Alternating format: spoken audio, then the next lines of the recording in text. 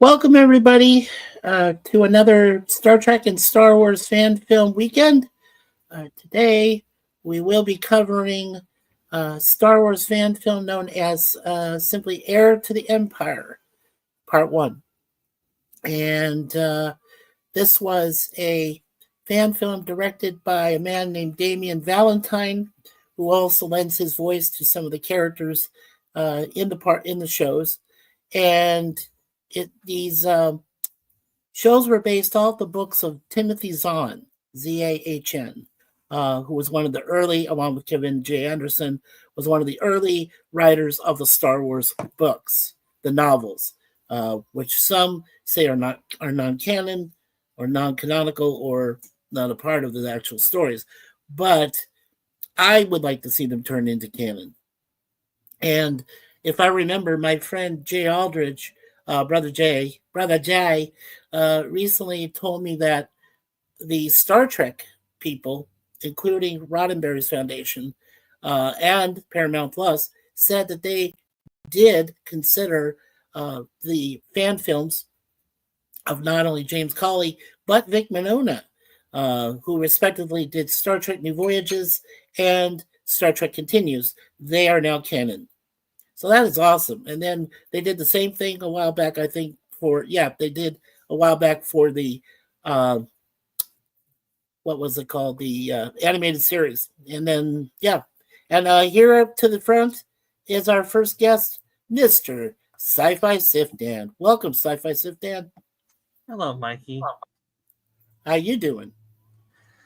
Still a little tired, but I'll live. Have a little more booster than that, buddy. How about you, Mikey? Doing okay. Yeah, we're doing well. Yeah, we got through Easter, and I still have one little chocolate bunny left, but I'm saving him for a special occasion. So, yeah. Well, Mikey, I may be tired, but you are somewhat disappointed with the Jets having a mixed bag record. Yeah, I guess so. Sure. I just introduced the fan film. I'm going to play about a minute and a half of it at the beginning. This is on a guy's YouTube channel called Darth Angelus. Darth and then Angelus. And here is our other person that is our part of our elite panel, Mr. Anchorman himself, Scott. Hello. Hey, welcome, Scott. How are you, buddy? Yeah, hello. Sorry I'm late. I had to take the dog out. Oh, pshaw. I'm not worried about that. Sci-Fi Stan, you already know. I'm going to go ahead and play for us the first couple, like I said, first about minute and a half to let everybody know where it is. So go ahead and do that. Another Sith Lord, a worthy opponent. You guys can hear, right? I love this opening. This is like, you're used to the openings of like, the original main trilogy, and then you were, pleasantly surprised by some of the openings for the prequels. Sequels, not so much. Alien. Blasted Rook. What do you think you're doing? There's Rook. I'm doing my job. You may enter. This is so good. Actually, okay. Come in, Captain. We'll do a minute or I thought you'd want to know, Admiral. The scout ships have returned from the Abrora Sky system. The Wing Command will be ready for debriefing in a few minutes. Were they able to tap into the central library system? They got at least a partial dump. I don't know. Okay. I think that's probably enough. Because I don't want YouTube to get all excited and go like, oh, he's playing the whole thing. No. Anyway, let's see. Where do we go back here? Okay. There we go. Alrighty. So that's about the first minute or so. I wanted to just show folks out there the opening, the beginning of the movie itself, which is just fantastic. as I said, it was directed by a man named Damien Valentine, who did a lot of his own voiceovers for characters, including Grand Admiral Thrawn, as you saw there, along with Pelayan, and then Rook was voiced by someone. So yeah, it was done really well, and I have to say, and like my Jay said, they are starting to accept some fan films from Star Trek into the canon of of the whole Star Trek franchise. And I thought, why not go ahead and, if Lucas is still around and ILM and talk to them and say, hey, you know what? These fan films are great. Why don't you throw them into the same canonical tie line? And later on, when Sci-Fi Sifdan does his show, I'm going to show him something I found today about how you should see the movies and the different series and everything that's been out so far in order. And there's like 3 different ways you can do it. It's kind of a weird option. So, yeah, options, I should say. And yeah, there we are. Accounting Sheep says, hello, Sheep. Good to see you, my friend. Hi, Mike. And also, of course, Sci-Fi saying hello there, Mikey. Okay, so let's go with let's start with Scott first, Anchorman. So Anchorman, you saw the movie. What did you think? 3 things that you only have to do. What did you think about it? What was your favorite scene that you could gather from it? And what was your overall grade? I thought it was a good fan film. I liked the unique animation for it, even though it's probably lower budget than most fan films. But overall, I think it really adapts the Thrawn book. I've only read a little bit of it, but it makes me want to read the Thrawn book itself. Yeah, Heir to the Empire. I agree. Yeah, I have it. I just haven't got to read it yet. Nice. Yeah, Timothy Zahn. What a great author, really. Yeah. Put together such a great, like, to me, this is considered a prequel, obviously, up until we got to the sequels with the Imperial Order. So this was just a change, basically a changing of the guard, because after you lost the Emperor, after you lost Darth Vader, and now you've got, Skywalkers out there. You got the twins, Jason and Jaina, who are in the womb still, with Princess Leia, or, well, Admiral Leia, who she wants to be called, and, the future, you realize the future is riding on the 3 of them to carry us into the, with the New Republic is still fragile. So, yeah, exactly. And of course, yes, Sci-Fi Dad says they're non-canonical. Yes, I would say the sequels are probably non-canonical. Just something that was created later on to maybe inspire some. Yeah, I agree with you there. Yeah. So Scott, so what was the scene from the film that you kind of could pick out? You could say, oh, that's a great scene, or something like that. Probably this opening scene with Luke, where he has a final conversation with Ben, Obi-Wan. I like that scene a lot. Oh yeah, that's a good scene. Yeah, that is a great scene. I like that. Yeah, I'll let you guys know my thoughts in a minute, because I like to hear you guys first. Okay, so you saw it, you loved it. What was your overall grade? Just give it a letter grade or something. It's fine. Probably an A. An A. Awesome. A for awesome. There you go. And we got 3 people watching. Very cool. Yeah, I did send out some invites to some of our elite panelists, the people that come up here that love to talk about fan films. So, but I'm glad that you 2 gentlemen are here for me today to start. So, we'll probably go for about an hour or so. Let's see. All right, so let's get to Sifdan, my co-host, also here, along with Scott. Sifdan, what'd you think when you saw it? Well, the style of the video at first threw me off, but then I got used to it. Mm-hmm. Because I Was knew it terrible anime? Was it terrible anime, or did you just kind of? What'd you think? It was okay. Because then I started to realize, you know what, this is a fan film, and fans are gonna have a very limited amount of budget and money to do that type of style or artwork, so I gave it a pass. So the artwork was okay for what it is. The story was good. And as to your next question, my favorite scene was where the heroes and the villains have to outsmart each other when they realize that Thrawn is able to tap into their communication network, where Luke and Leia and Chewie, along with Lando, diverge a plan to go separate ways to try to trick Thrawn, but Thrawn is able to stuff it out, saying, "You know what? This smells fishy to me." Yeah, and he figured that the heroes were smart enough to actually separate, and he figured it out. Exactly.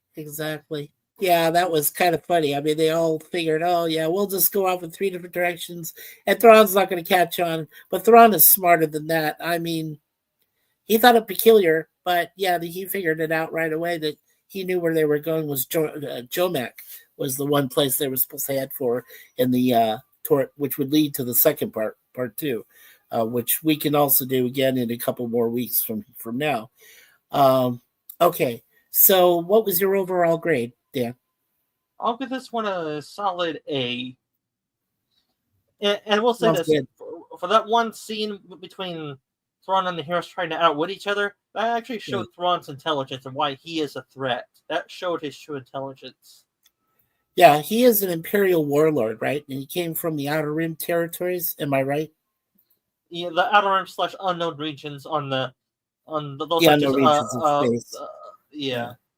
Because just for a little background, he is a Chiss, and Chiss are very isolationist in their empire / or confederation government is somewhat deep in the unknown regions of the galaxy. There's only, for what I studied up on it, there's only 1 or 2 hyperspace routes to Chiss space, and they're very isolationist in that area of space. So he is, he's an isolationist for a reason. He's very intelligent, and he knows like things that can happen, and so he might have an innate sense of knowing battle strategy, things like that, which is why Pelayan was directly sent to him there in the beginning. And Rook is cool. I gotta say, I didn't think that they would get Rook right because of the description they had of him in the Zahn novels, which I read, by the way, which I'm proud to say I did. I thought that he hit the personification of what Damien Valentine was able to do with a lot of these characters, even Mara Jade, even when you see Mara Jade for the first time, and also Talon Card, the leader of the smugglers now, who runs everything, and then Han is aware of him, so he needs to go out try to reach him and see if he's going to. But he's a two-faced guy. He works with the Imperials, but he also helps out the rebellion. So he's one of those that gets his kicks from being the center of everything, that he can take care of the weaponry, the slicers, all this other stuff that he does. Now Lando, I thought Lando Calrissian, his personification was done pretty well also. And he's the only one they can go to. He's it. Because everybody else is either after their hide or they're after Skywalker or whatever. So, yeah, very well. Very good. Okay, so my grade, of course, is an A. I kind of gave it an A+, because I really thought it was done very well. Like I said, I've read the novels. Timothy Zahn, like Kevin J. Anderson, is great when it comes to writing Star Wars novels back in that day. There's a few others. I wish I could remember their names offhand, but I was always familiar with Zahn and Anderson, so that was my thing. Growing up and reading those books, the novels. My favorite scene, well, there's actually 2. One of my favorite scenes is the first time that Pelayan and Pelayan and Thrawn and Rook all are wearing the Ysalamiri, the creatures. And I thought the Ysalamiri was fantastic. Yeah. And here's Gorilla. Random thoughts. Mikey's hour is really 4. No, it isn't. but welcome, Gorilla. Okay, so like I said, the meeting between Joris Sabaoth and between the other three, and of course the first thing, because he's an isolationist himself on Wayland, and because he controls the people the way he does, he goes ahead and starts using his force lightning, and then he realizes it was reflected and refracted back to him, and because of the creatures. And I thought that was just fantastic. Seeing them on their shoulder and like there. So that was my very first impression, and I knew that Thrawn was way ahead of everything, and he needed Joris, and Joris needs him, obviously, to find Skywalker to try to train him to the dark side. Because according to this, I think Joris is considered one of the last dark Jedi, but he might have been a good Jedi at one time. But after Order 66, he just went into hibernation and kind of just regressed. Somehow survived that. So that was good for me. The other one I enjoyed the most was the attack. When Thrawn went after the ships, the space, I gotta say, the space attacks, the way he planned the strategy, the way he planned it all out, and everything was done. And I thought that was just fantastic.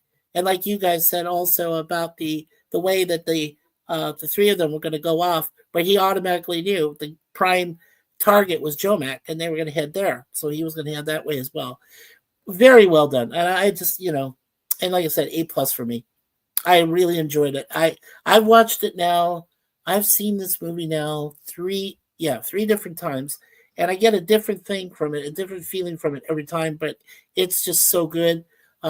Damien Valentine should be applauded because he's one of the few people that got the novels right. Timothy Zahn, I don't know if he's still alive or not, but I think he'd be glad that his novels did make it to a form of media. So, yeah, I mean, just done really well. And here's our other friend, Pop Culture Republic. Hello, you're lurking and listening. Very, very cool. Yeah, it's good to see you, PCR. Alrighty. And Sci-Fi Sit Down said Gorilla's going bananas. Well, you know what? We were worried about him yesterday because he was tired. And Suzanne said it great. She said, oh, yeah, he was done. He was tired hanging from trees and swinging by branches and, gathering his banana stock. We love you, Gorilla. Come on. Anyway, yeah, so I will say this, Mikey. The one thing I find both how should I put this? I find it somewhat disappointing how Disney screwed up the Star Wars and all that, because this Thrawn fan film, or if they do a trilogy of this to cover all the Thrawn books, like each fan film is one book or a few or part of the books. Well, then this fan could explode, and fans will start accepting his fan films as episodes 7, 8, and 9. And fans are starting to, a few fans are starting to say that in its comment section, how this is my episode 7, 8, and 9. And I do agree with them. Like, if this fan continues on with his work, this first Thrawn fan film could be considered episode 7 in my book. It could be. You know what?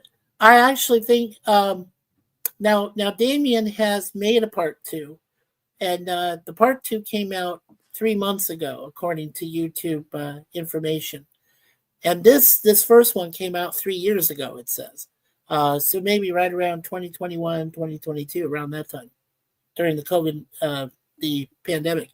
And then, like I said, this part 2 that we'll be examining in a couple of weeks, that also came, like I said, about 3 months ago. So not too long ago. Now, I don't know if he has put out a part 3 for this, because I know he has a trilogy of his own he's doing, and he's done the first 2.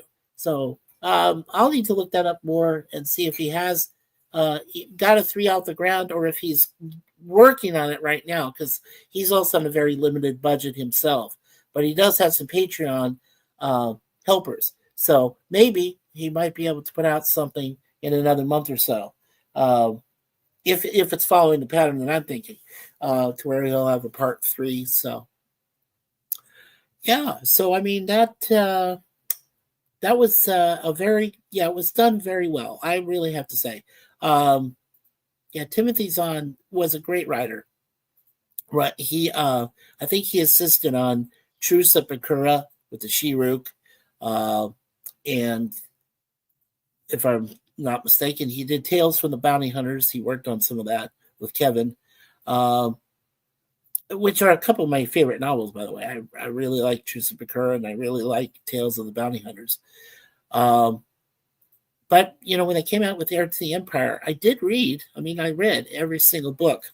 And to me, it was a trilogy. I think I agree with you, Dan. I think it was like it should have been where the sequels are. It should have been done that way. And Valentine is obviously he's a very talented director.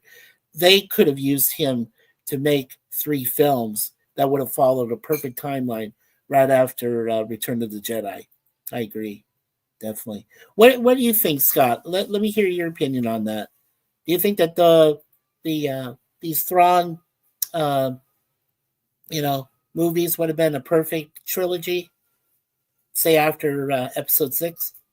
It would have been fun if they did do a trilogy like this as a movie format. It would be fun, but like the way I kind of view a sequel trilogy is be like in the far future of Star Wars, if you know what I mean. Yeah. But I'm fine with this also being a trilogy. Yeah, as I tried to get some people to hear me out about True Sepakura would have been a great intro, because it would have asked, because the novel asked the Empire, the remnants of the Empire, and the fledgling New Republic. They forced them to work together to go against the common enemy, the She-Rook. Now, I would have made True Sepakura. This is just me, but I would have made True Sepakura as your next a Star Wars story. That would have been great. That would have been great because you could have used it between the end of Jedi and then the beginning of this Thrawn trilogy. So you could have had it as a filler in between, right? And people would have been happy with that, and they would know that it would lead right into Thrawn, and then it would just do the 3 movies of Thrawn, and that, to me, would have been perfect. You wouldn't even needed the other sequels. You would have had your perfect 4 stories, your Star Wars story, and then your 3 trilogy right after that. So that would have been perfect. But unfortunately, we're just we're more open minded, and we're good writers, and we're good. We can draw. Some of us, like you, Scott, very talented, and Sci-Fi, who puts together all of his crossovers and stuff, really well done. And I don't think ILM or Lucasfilm or anybody will need us in the near future, which is a shame, because we would have came up with your 4 great films, and you wouldn't even had to worry about doing any sequels, even if the crazy people over there at Disney would have even acknowledged us and said, "Oh yeah, those sound good, and we can just go right from the novel, no problem." Then it would have been fine. We could have done it. It would have been very possible to do that. So and Mikey, and I would say, you probably know where I'm going with this. This is not the first iteration of Thrawn I've seen, and you know where I'm going with this. The first iteration on Thrawn I seen on screen was Star Wars Rebels. That Thrawn, and my God, was he? He was a complete disappointment. I mean, yes. I think it was Dave Filoni that was the head writer behind that series.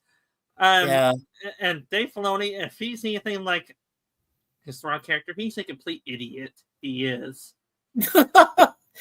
I think you're giving him too much credit there, Dan. Calling him an idiot is kind of a tame way, but yes, I get what you're saying. I unfortunately or fortunately did get to see some of those Star Wars Rebels shows when they came out, because back then I was living back in Arizona, so they had the Disney Channel, and I said, "Oh, Star Wars Rebels, okay." So I mean, I checked it out. I did watch a few.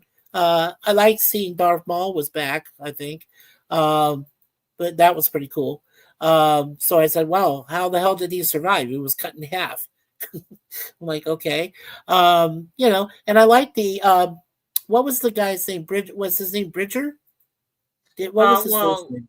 Well, that's one of the characters, but Yeah. give a little description on which one you're talking. Are you talking about his master or the one that looks like Space Latin? Space Select, I think. Yeah, that is Ezra Bridger. Ezra Bridger, yes. Cool. Yeah, Ezra was cool. Yeah. I have to say that was probably one of the few if I had watched more of the Rebels, Star Wars Rebels, I would have been more into the Ezra Bridger side, of the story. That would have been cool. But I do admit to you, yes, I have seen at least a couple of the episodes which featured Thrawn, and Dave Filoni just blew it. He blew it. Like, it was either, did he read the novels? Did he actually read the novels about Thrawn? Or did he just put together and slap together whatever description he got? Or, because like I said, if you do watch the first two parts of this that's done by Damien Valentine, and the way he voices it, it's perfect. The way he does it is perfect. And I mean, and he took it right from the novel. Like he said, this guy took the time to research the Timothy Zahn novels and put together great material. And I mean, if Disney were smart, they would pull this guy right away, Damien Valentine, and say, hey, do you want to do a prequel thing, with Thrawn, or, before this monstrosity we did, these 3 sequels, and put Thrawn in there and do that? And then, by the way, could you throw in Bakura as a Star Wars story? That would be really awesome. Yeah, that'd be cool. So hopefully he can do that. And I will say this, Mikey. The problem with Thrawn and Rebels is that he was either too hyper competent or he was incompetent, because here's the thing, it's a kids show and the kids don't want their heroes to die off hella fast. So it's like, so Dave Filoni had to do extremes in his writing, either make Thrawn super competent when he catches the heroes, but then he has to give him stupid decisions to have Thrawn let the heroes go, and that just burned me on him a lot. Yeah, and I felt like the same way, Dan. I thought that even though it's a kid's show or whatever, I thought that Thrawn was dumbed down. I definitely do. I can't explain it. All I know is that what I saw from Valentine and what I had seen before with Rebels is 2 different Thrawns entirely. And the one that I saw from Valentine is the more accurate. Is definitely the more evasive but subversive, very intelligent, knows his battle strategies, knows what to do, knows how to manipulate people. I mean, that is what Thrawn does. Thrawn is not a dummy. Thrawn doesn't just go and do that. No, he's got it all planned out. He already know. Let's just say he's 2 steps ahead of anybody else, that the Rebels can put together. Even Luke and things like that. So, yeah, I mean, Thrawn is dangerous, like very dangerous. A good example of where when Vader disappeared, and dies, but then you've got him who's been waiting in the wings. I think that's what it was. I think that Thrawn was able to wait in the wings in the unknown regions there, and then when he saw what happened with all the, because he already had communications. He has a wide network. Even Talon Card, who tells him in one of the novels, "Boy, you have an impressive network," and he says, "Yeah, like, he has spies, he has all this stuff." And Talon Card himself is no schluck. I mean, this guy has, Slicer, he's got all sorts of people to his organization. It's really interesting, but very scary when Talon Card is able to combine forces, at the same time with Thrawn while he's trying to hold off, Han and Lando from trying to join him as well, or trying to get his help. So, yeah. Very interesting. And Scott, what was your impression? Do you think that the Star Wars Rebels dumbed down Thrawn maybe a little bit, and then when we've seen this just means this is better, a better Thrawn, a better description? What do you think? One of the questions: did he see Star Wars Rebels? Okay. Well, I mean, there weren't a lot of people that watched it. I mean, I was too old to, I wasn't a kid. So, I mean, when I saw it come out, I was like, this is more for kids. but I was ashamed that they, like I said, that they dumbed down Thrawn in that series. So this way, I thought he was put out better. And I almost forgot here, Brother Curtis Selby. Huzzah, my friend. Hail and well met, Mikey. Sci-fi, Anchorman, Accounting, Gorillas, and Pop Culture. Yes, you're well met, sir. Thank you so much for being here and being part of us today. Alrighty. So Mikey, I was sort of like, which type of major the WWII conflict, which general which vibe of which side does Thrawn give you a vibe of? I say he gives me a vibe of Aaron Ronald on the German side, a little vibe of that. I mean, if you ever study World War II commanders, which vibe do you get a vibe from him from? I say it's more of Aaron Ronald or what is that major strategic commander on the German side that defeated France? I'm trying to think of his name. I just forgot. I gotta look it up. I can look it up. Well, yeah, go ahead and look it up. But yeah, I want to mention that to you about the and Scott, if you're also aware of the Second World War, Edwin Rommel was, or Erwin Rommel. I always forget his first name. I don't know why, but anyway. But Rommel was a well-learned general, well-skilled in defensive and offensive tactics.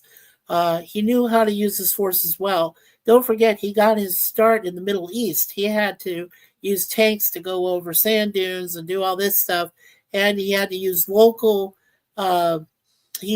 tribes to assist him with search parties to have them out there as his spies, to be able to for Casablanca, Morocco, all of those areas. And Rommel was and then they brought him back to the Eastern Theater and, against the Russians. And he didn't do so well because I think at that point, I think Rommel felt like he was out of his element, but he had great ideas. He had wonderful ideas about how to conduct the rest of the war. But of course, AH wasn't listening to him. So, yeah. Did you find out who that was in the Western Front there? Who was running the Western Front, Dan? For France when when they invaded for D-Day and so forth?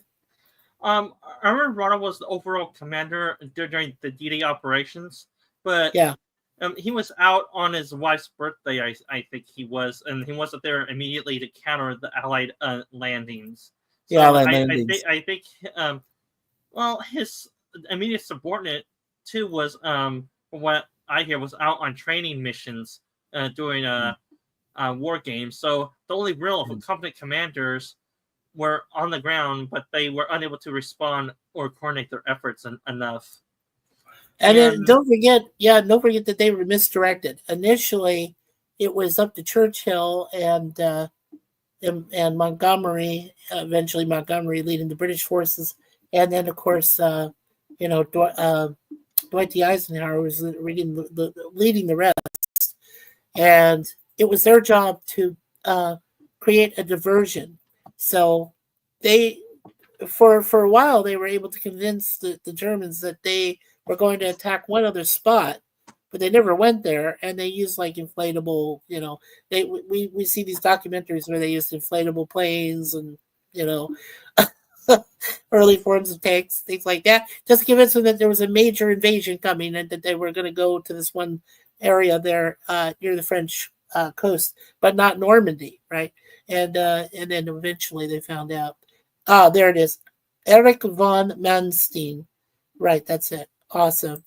That's cool. Thank you for finding that. Yeah, he went, did something with his wife, and of course, it was too late. They were already starting to make the landings on the beaches. So, yeah, he really got reprimanded for that, if I recall. And then Pop Culture Republic says some of Star Trek or Star Wars Rebels was good when they stuck with the Mandalorian storylines. Yeah, there was I think Boba Fett was okay. Well, because remember he fell into the Sarlacc, but he survived.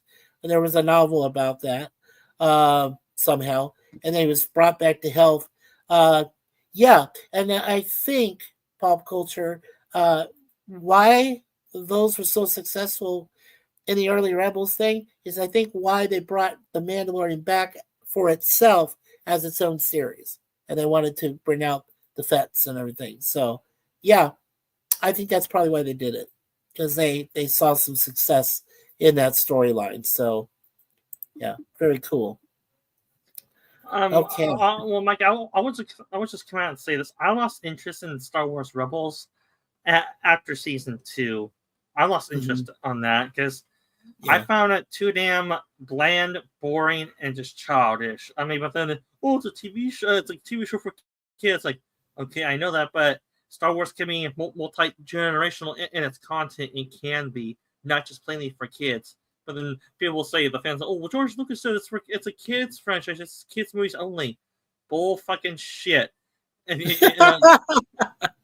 Yeah, I agree.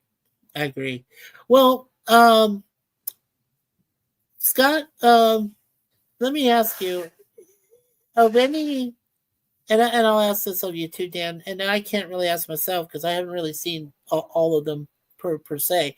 But later on today, when Sif Dan does his show, I want to try to find what I spotted about all the different series, not just the movies, but the series themselves, and where they're supposed to be put to where people can watch them one after the other and be able to follow the whole Star Wars universe timeline. And that'll be later today. So, but Scott, what was a series that you saw?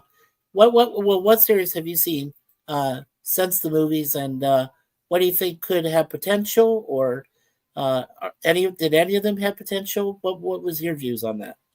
The Star Wars shows, you mean? Yes. Which ones I liked? Yeah. I mean, I liked the Clone Wars and Rebels, and Resistance was all right. I liked the Mandalorian. Cool. Yeah, those Any are of the probably my others? top favorites. Those are your top ones. Yeah. And I'm glad. Yeah, and I'm glad you mentioned the Clone Wars because I love the Clone Wars. Now, I do own. There are 2 Clone Wars films.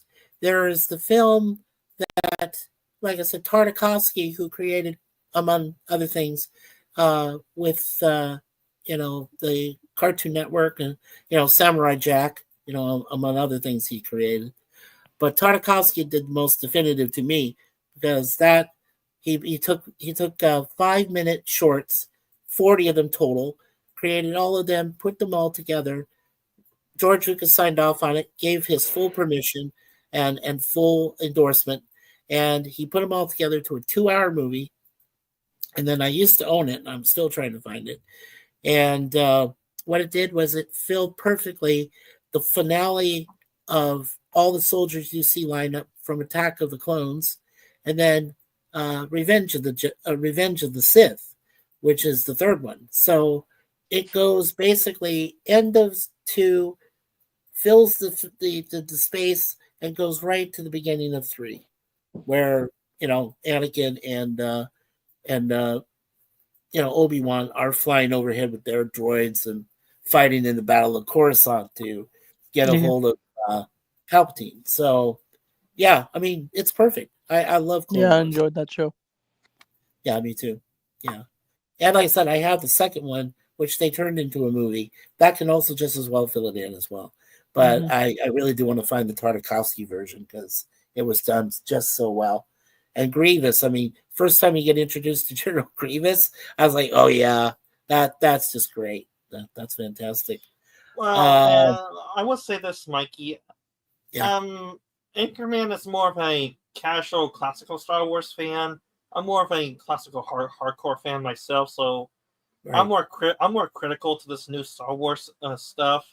So for me, any new Star Wars content, I'm very skeptical of, and I'm not a hardcore consumer like most fans are. When no one does not know about Star Wars or J.J. Abrams films like clap like seals for anything new Star Wars, whether it be shit or good. Jar Jar Abrams should have been flogged and quartered after what he put out with those 7, 8, and 9. And most people just hate him for that. They really do. And and I don't blame them. I don't blame them at all. Abrams should have never tried to take it on. He tried it with Star Trek first. That didn't work, obviously, except for maybe an exception. I think the third one did okay. Star Trek Beyond, I believe it was. And maybe the first one did all right, but the second one was a travesty. Even though I felt bad for Benedict Cumberbatch because he was, I thought he made a decent Khan, but whatever. But I mean, why do you allow someone like that, Abrams? I mean, okay, so he did Lost, big deal, okay, and some people liked it, okay, TV series, whatever. But I mean, it didn't have a definitive ending. Nobody understood really where it came from, and everything. I mean, everybody was trying to figure it out. And then he just decided, okay, I'm going to go after 2 great franchises, and he almost destroyed them. Or he put them into hibernation. I don't know, because people can't follow them anymore. And so what I feel like is that Disney is just trying to take the remnants of whatever they have left of the whole, maybe over time they've regretted, buying this property from Lucas, but Lucas is a happy multi-billionaire. He doesn't have to give a shit anymore. I mean, it just seems like the series they're trying to put out nowadays are either just falling short or they're just falling flat on their ass or, are in their face and whatever and aren't doing well. So I really, like I said, what I like about fan films is some of these people just, have the heart, the compassion, and the love for their franchise, each franchise, to make something, and then they put out the best possible product they can, and I mean with what they've got, because they don't have much. And I think they do fantastic. And I really wish that Lucasfilm, Disney, and Paramount with Star Trek, I wish they would wake up, get a hold of these writers, get a hold of these people that create such good fan films. And Brother Jay already said, and we'll talk about it next week when we do Prelude to Axanar and the Otoi unification, the 8 minutes there on the planet of Viridian 3. When we do that next week, I think they really need to take these writers and directors and everybody that works on these fan films and say, look, can you create something for us? And I'll bet they'll damn well make a great product. And it will be worth people. It'll be great for people to go back into a theater again and watch a Star Trek or a Star Wars actual film, and it being successul. That's what I see. Yeah, and Mikey, I can sort of see this argument. People will say, well, Star Wars or Star Trek. Well, I would say when Star Wars died, when Lucas sold out to Disney, and Star Trek died by the end of Enterprise. Enterprise in 2005. Yes, I agree, sir. Yes. Yeah. Well, my point is that the major companies that own these franchises now, they're just out to make content or make money as much as possible. They don't care about the quality or quantity of it. They just want content to keep pumping it out and make money out of it. And that's Disney's mentality for it's been for a while. I don't know when they started that content. Maybe it was with their live action remakes of their classical movies, which started with Cinderella in 2015. So they've been doing it for at least 2012 when they start production of Cinderella. They won't stop, Stan and Scott. They won't stop. They'll just continue to try to make live action crap, which, considering that some of these movies at first were animated and were decent classics. I mean, come on, Cinderella was great. Jungle Book was great, when they came out, and then in their respective, even before you two were born, and even before I was born. I mean, some of these things that came out well. But then to make them, into what I call monstrosities of live action, I mean, yeah, it's just sad. It is just really sad to see that.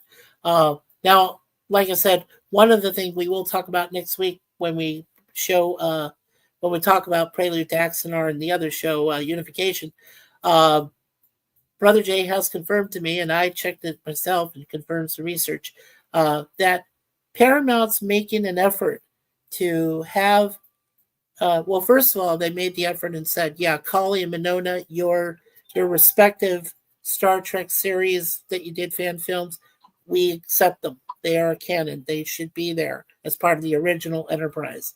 And I said, that's cool. Okay, so the original group, the TOS. They've accepted that. The other thing that I want them to do, though, is to move forward and say, look, Kali, Monona, can you go ahead and create a Star Trek 4 for us? Like after this crazy ass, Beyond that we've seen, years ago. Can you create for us a definitive Star Trek 4 that might have some beginnings, from like back, Enterprise time maybe, some of the other original series, and moving into the last thing we saw, not Picard, but moving into the very last thing we saw, which was, using parts of Enterprise and Voyager, and they go from Voyager there, and then use something like that. That's just me. I mean, that's just ideas I'm throwing out there. But I'm hoping that Paramount has woken up enough that they will allow James Cawley and Vic Mignogna to create something good for Star Trek again. And then people will want to go see it in a film, in a movie theater. So that'd be great. We're getting close to... that's hopeful thinking, Mikey. But but here to play the based opinion, it comes down to money and how much they gain or how much they lose. And right now, those franchises are either dead in the water, outright dead, or they're basically a dug up corpse with it, and fans are trying to put a stake in it again to kill it outright. Right. Do you feel the same way, Scott? What's your opinion on that? Do you feel like both the franchises are dead in the water at this point, and we need a miracle to save them? What do you think, Scott? Hey there, Scott? No. What was that, Scott? Sir? What were you saying, Scott? Okay, he might be having trouble with his mic. But that's okay. That's all right. Yeah, so I mean, we all three of us, I was hoping we'd get a few more people to join us today, but that's fine. I'm glad that Sifdan's here. I'm glad that Anchorman Scott is here. And I'm glad that we did have some people join us here in chat. So quickly, I do want to thank Accounting Sheep for being here. Make sure you check him out on weekends when he's part of our chat. He helps us out with Charlotte Nightstar the Werewolf, our sister here on YouTube. And he helps us with watch parties. He's there for us on podcast interviews and so on, and other like-minded topics we discuss. So thank you, County Sheep, for being here with us today. Also, I want to thank, of course, Sci-Fi Sifdan and Anchorman for joining me here on the panel today for the Star Wars Heir to the Empire film, Part 1.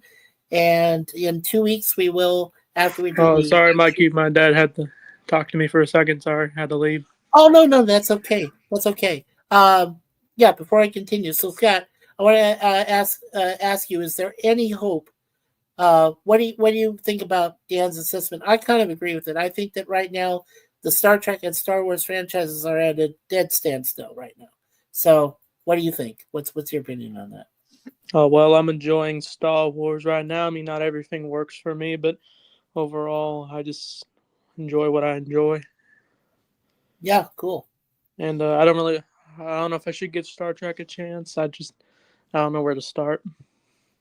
Yeah, I know. I did want to check out that animated one on Paramount Plus. Yes.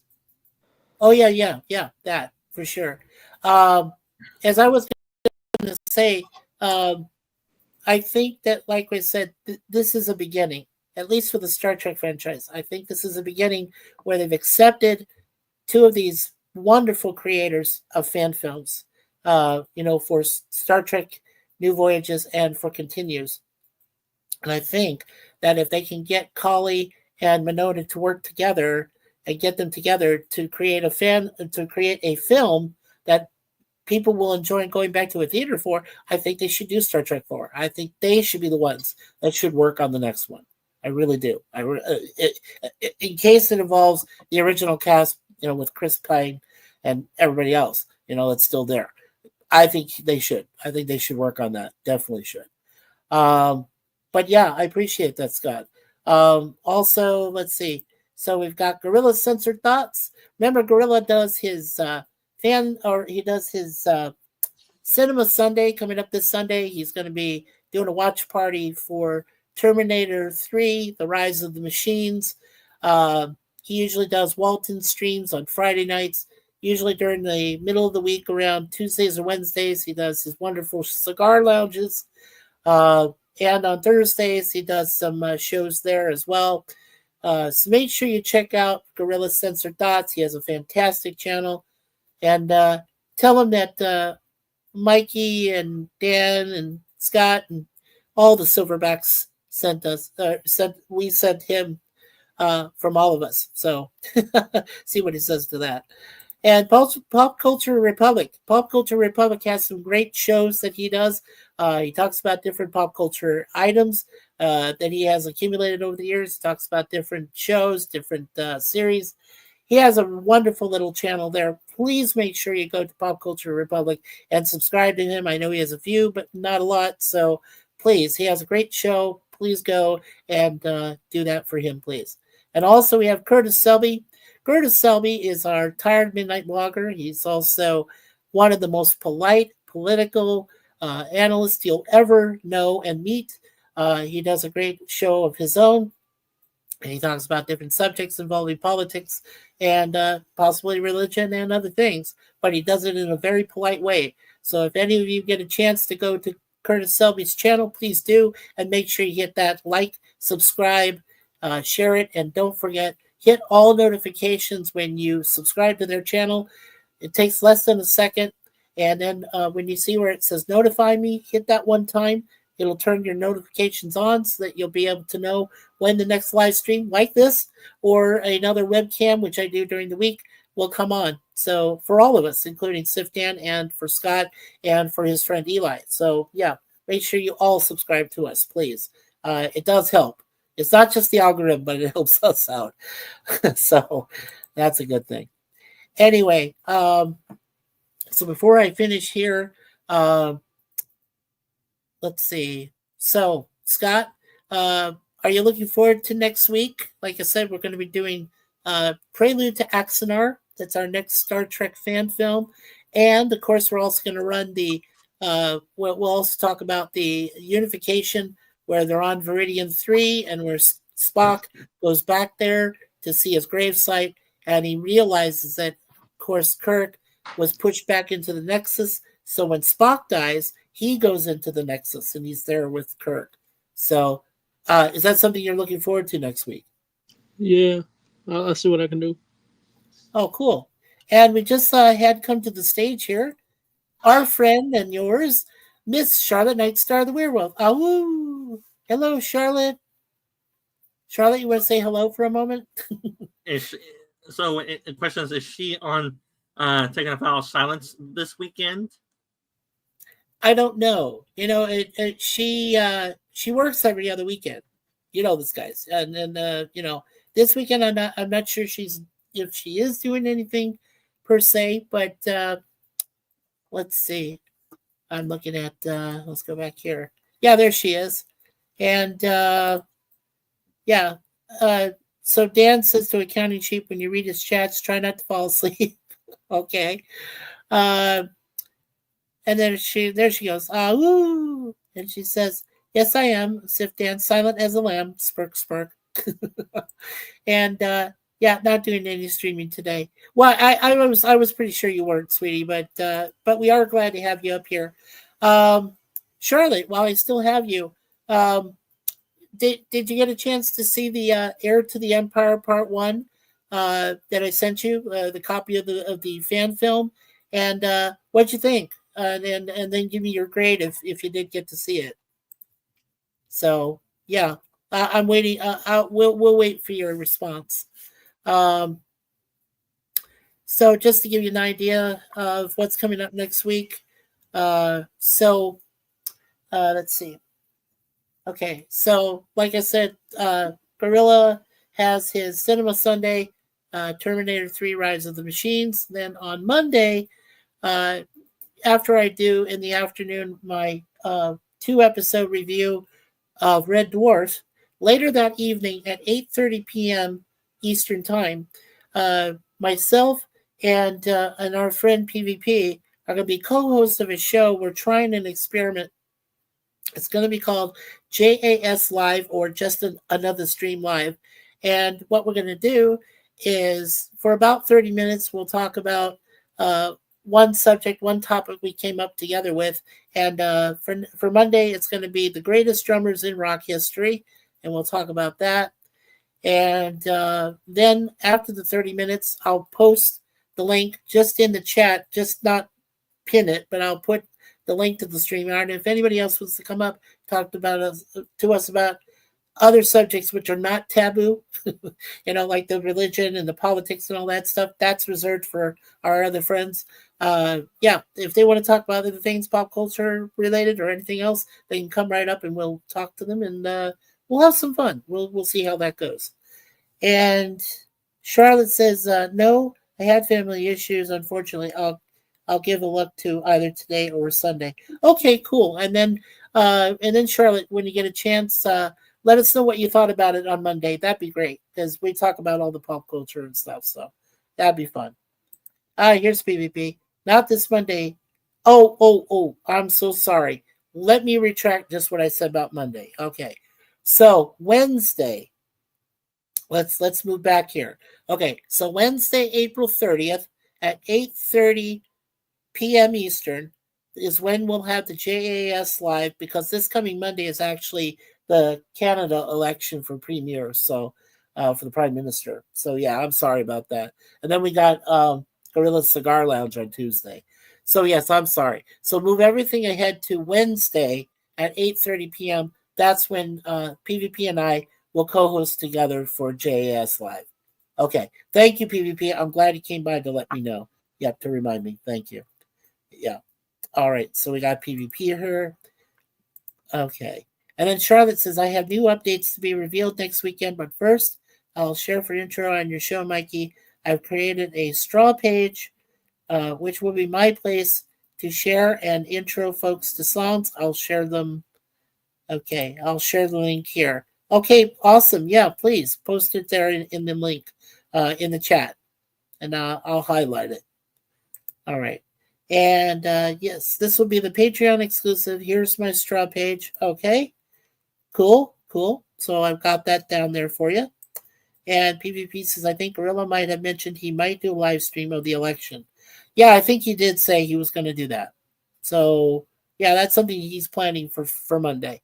So yeah, PvP, thank you for coming by and reminding me about that. And PvP, did you get to see the fan film also? Let me know in the chat. If you want, give me a grade or what you thought of it. We still have a couple minutes. So yeah, just let me know. And all right, cool. And just to clarify, or to our fellow Northern brothers, if Gorilla does do a live stream on your guys' election, you may want to have a reliable news source that does election coverage like we do down here in the U.S., like when we had our major election going on 6 months now. I mean, because for us Americans, the world sees our elections, go, wow, they're crazy. They're going crazy. They're beating each other up for see who's going to be the next person. Like, yeah, they do love a chaotic show. Question is, are Canadian elections the same? Or are they like nice and polite and calm, like the stereotype mentions? Well, there we go. Something you can use for sure. Okay. Let's see. Oh, you didn't see it. Okay, too much going on here. I'm going to have a super busy afternoon. No worries, PvP. I just sent it to you in case you get a later rewatch to go watch it or just to watch it. I left you a copy of it. So yeah, go take a look at it if you'd like, and we can always talk about it. Too on Monday. Not Monday. Sorry, on Wednesday. We can talk about it on Wednesday night if you like as well. Yeah, we're violent here in the States. It says. Okay. Charlotte, let's begin. So, Charlotte, is there anything else you'd like to promote? Let us know there in the chat. What you're hoping to do next week, next weekend. If you want to go ahead and put that in there as well, that would be appreciated. And while you type that for us, all right, Scott, you're up, sir. Let me know what you got planned. What's coming up for you in the future? I'm finishing my 2024 movie reviews, and I'm still reviewing Batman the Animated Series, and probably gonna do a lot more discussions on Star Wars. I'll have to wait and see. Yeah. Okay, so And that's I what might you do got. a May the 4th special video. Yeah, you know what? I'm looking forward to that. Yeah. So May the 4th, the Star Wars May the 4th be with you. Yes. Mm-hmm.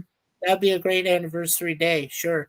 Yeah. If you Mm-hmm. are planning something, send me a link in the in the Facebook Messenger for that day. I'm sure I got nothing going on, so you could go ahead and send me something, and I can either join you or be in the chat as well. All right. So yeah, that'd be great, man. Thank you. Mm-hmm. Okay. And before we get to Civ Dan here, PvP says I usually work late on Wednesdays. PvP, you know me. I'm very flexible.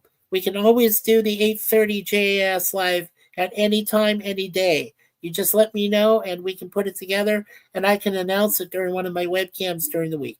That's totally fine. I understand that you do work a lot and you work late. So yeah, let me know when the best time would be and we can do it together.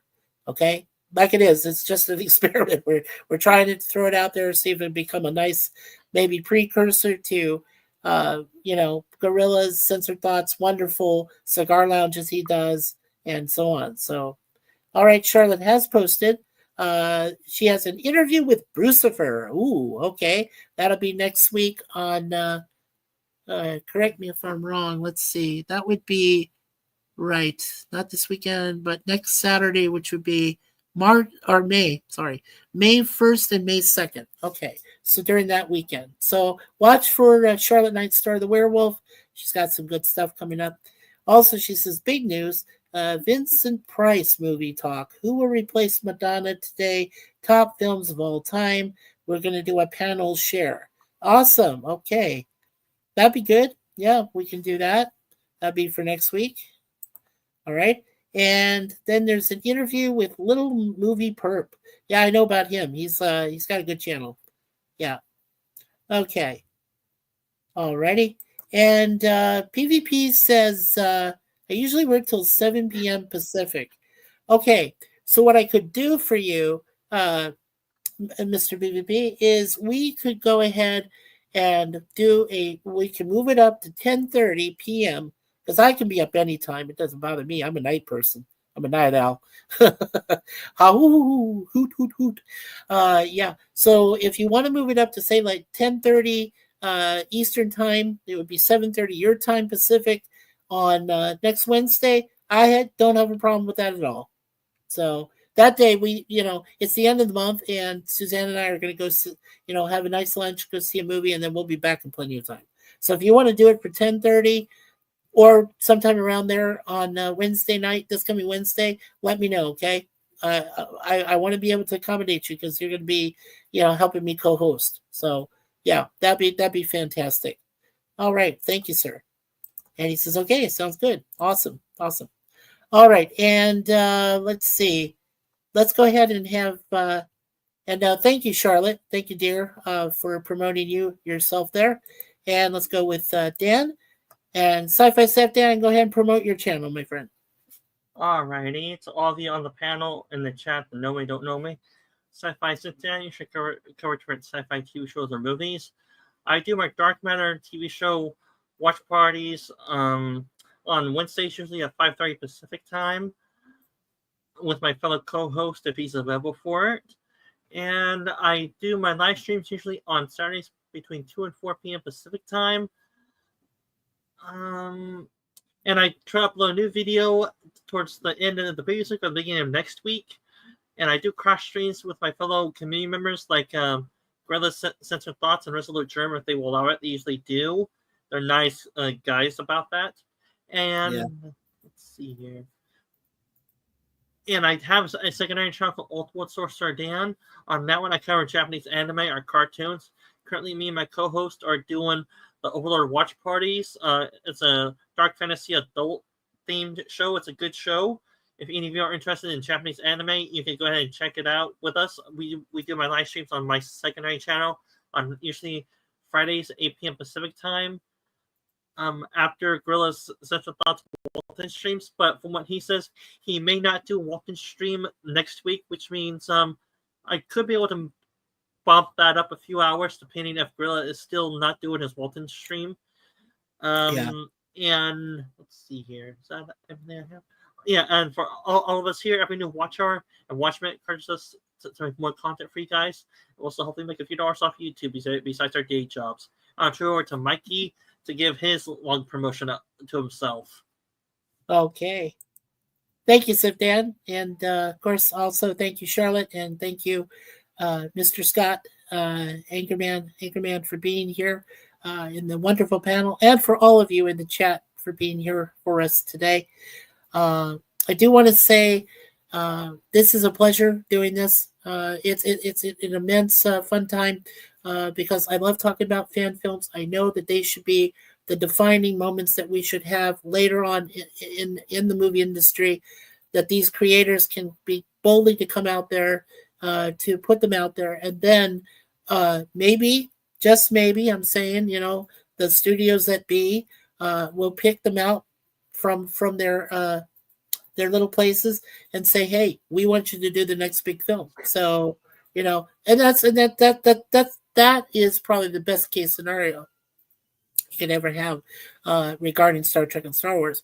Okay, as for my channel, Mikey Seuss 4, you all know that we did make our goal of 250 wonderful family subscribers in our community. We're at 252. We're trying to get to 300. That's our next goal. As you know, next Wednesday or next Monday through Thursday, at 1 p.m. Eastern time, I always do my weekly webcam series. I covered 2 episodes of Red Dwarf on Mondays, 1 episode of TOS, the original Star Trek series, on Tuesdays, 2 episodes of Get Smart, which you all asked for, on Wednesdays, and finally on Thursday afternoons we do 2 episode review of the greatest series ever made on television, which was the A-Team. And so we do all that the whole week. Wednesday, as I said, we'll now move this up to Wednesday at 10:30 p.m. Eastern time. Hopefully I can get PvP and I to get together and do our very first JAS Live. The first half hour, the way the scenario goes is we talk about a big topic that he and I discussed previously, which is the greatest drummers in rock and roll history. We talk about them first for about 30 minutes, and then we leave out the StreamYard there in the chat so that you can come up, join us, talk about anything. But you do need to be a Blue Wrench. There's 2 stipulations. You need to be a Blue Wrench. You need to be civil.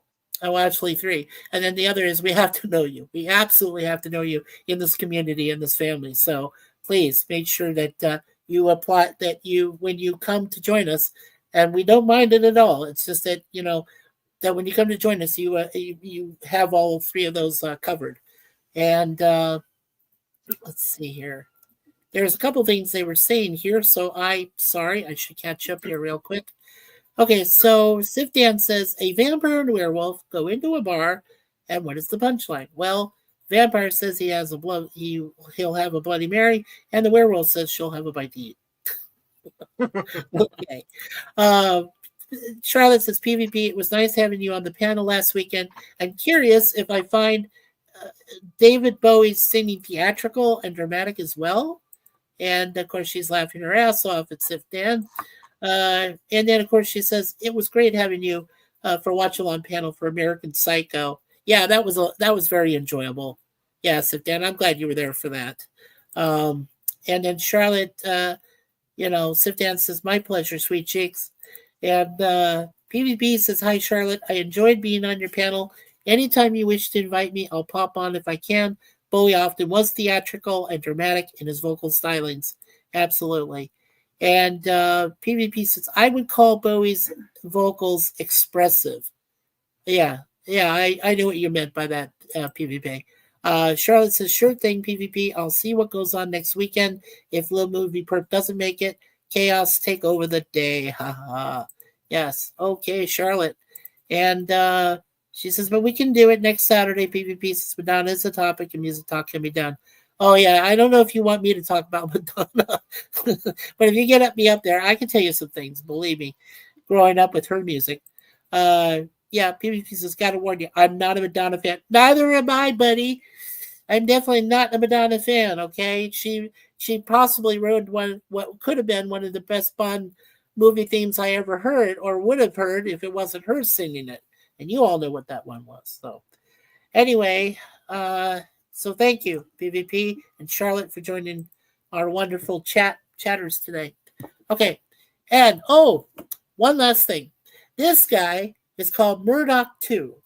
And the reason I call him that is because I introduced him in our last reviews that I did for A-Team, and I got very high likes for this. So what I'm going to do this week is I'm going to post a poll in our community section of Mike Seuss 4, and I'm going to ask you, would you like this guy to be in our future, webcam videos regarding the A-Team? Because, hey, I want to be a part of it. Yeah, I know you do, but anyway, we have to let the public decide. So I'll put the poll out later today. Do your voting by Thursday afternoon when I do my show on A-Team. I will take a look at the final results, and then I'll see if I bring this guy back. So his life is hanging in the balance. There we go. Okay, so that's all coming up next week. I hope that everybody here enjoyed today's live stream. Next week, of course, on Saturday, 1 p.m. Eastern, we will be doing Prelude to Axanar, and we will also be talking about unification, whereas Spock, before he goes to Veridian 3 and sees the gravesite of Captain James T. Kirk, and so on. So, make sure we check that out for next week. And let's see. Charlotte does say, I'm a Madonna fan. I loved her Bond song. Mic drop, LOL. You like Die Another Day? Oh, man. We got a lot to talk about, Charlotte. I love you, but come on. That's a lot. I'm not a fan of hers these days, though. She ruined her face and beauty. Well, she ruined her voice, too. Her voice went to clap. I loved her in Evita, which I say is her best film besides A League of Our Own. Evita was okay. I didn't have an issue with her playing Evita Perón. Now, her worst one was Shanghai Nights or Shanghai Noon with the one that Sir George Harrison directed. Yeah, with her and Sean Penn, that was not a good film. That song was an electronic masterpiece. Cool. And PvP is looking forward to those, Mikey. You need to send links to those Trek fan films. I will send it to everybody next week around the same time, as I said. Probably right after we do our show on Wednesday night. I'll send those Prelude to Axanar and the other. So, and who's that girl was nerve grading her with changed accent? I agree with Madonna there.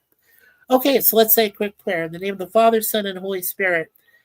Dear Lord, thank you for all the people we brought here together today. Sci-Fi Sifdan, Charlotte Nightstar the Werewolf, Anchorman, also known as Scott, and everybody we know in the chat. Thank you, all of you, for being here. God bless you all. We do want to say some special prayers. We know that PvP has Anita, a relative of his that's going through rough times. Please send out the prayers. We also have our brother Patrick, whose dad, Pops, is not doing well, and he may not make it. So we want to say special prayers for him, for his wife, Amber, and for Pops. We also want to say special prayers for Larry and his family. our Be Yourself Adventures brother. He's going through tough times himself, and he needs some help and guidance to get through his losses and everything he's suffered. So make sure we say prayers for his whole family. And last but not least, I want to say special prayers not only for my beautiful wife, Suzanne, who is still going to have to get work done on her knees and on her shoulder with the tendonitis, but also for our brother Jay and his wonderful girlfriend Renee. And hopefully they can have better times. And we know that Brother Jay has some medical issues himself, so we want to say special prayers for them as well. And for everybody else we know, we say prayers that everything goes well for you, no problems, no tragedies, and we ask this all in your name, Lord. Amen and amen, Father, Son, and Holy Spirit. And thank you. We got 3 people still watching. That's very cool, very cool. And just to finish out here, so Charlotte says, amen, even though I love Die Another Day theme song. Okay. Well, we'll talk about that. PvP says Bowie always kept his voice perfect. Saw him on his final tour reality. He sounded as good as he had when I saw him decades earlier on the Serious Moonlight tour. Okay, very cool. And yeah, 80s onwards was peak Bowie. Absolutely. Well, and I listened to him on his last album. I did listen to some songs from his Black Star on YouTube. They're available. Yeah, very, very good music. In terms of Bowie, handsomeness, yes. Well, that's why Iman loved him. Anyway, so again, one last time, I want to thank Sifdan. I want to thank Charlotte. I want to thank Anchorman for being here, part of the panel. As we said, next week we will do a 2-pronged attack. We will talk about the 2 movies I'll send out midweek before that, Prelude to Axanar, and of course Unification. And hope that all of you can join us. And as we say around here, my wife says, leave everything in God's hands. Great advice. Our brother Larry, who says, always be yourself. And of course, that wonderful man, Gene Siskel from Siskel and Ebert at the Movies, who always said, and now the aisle is closed. And of course, we say, always expect the unexpected, everybody and everywhere all at once. And of course, God bless America, God bless Canada, God bless the entire world we live in. We only have one, so let's make sure we do it right. And of course, peace from Mikey Sue's Force. So on behalf of myself, my beautiful wife Suzanne, our beautiful cat Spoon Pie Deja Vu, well, thank you all for being here. This is wonderful. I love that we do this, that we get a chance to be together and to talk to each other. And let's see. These guys are going at it. So let's see here. One last thing. Actually, I think the 70s was Bowie's best decade, PvP says. Charlotte says yes. Was Space Oddity, 60s or 70s. It was mostly 60s, I think, and early 70s. And also his Ashes to Ashes, the sequel song to Space Odyssey. Space Oddity. Well, technically Major Tom is by Peter Schilling, but yeah. He had good albums throughout his 50-year career, though. And God bless Mikey, LOL. Yeah, and I think so, Charlotte. Okay, so everybody take care of yourselves. We'll see you next time here on Mikey Sue's 4. Don't forget to vote on the poll. I'll have the poll available towards the end of tonight. And also, don't forget to catch me and Sifdan when he comes on at 2 o'clock Pacific time, which is 5 p.m. Eastern, as we talk our next sci-fi episode. Make sure you come and join us in the chat for that. And Charlotte, there's a cleanup on aisle 3. Can you go over there and help Scott and Dan to help out? We'll talk about that later. All right. Love you, everyone. Take care, and we'll see you soon. And God bless everyone.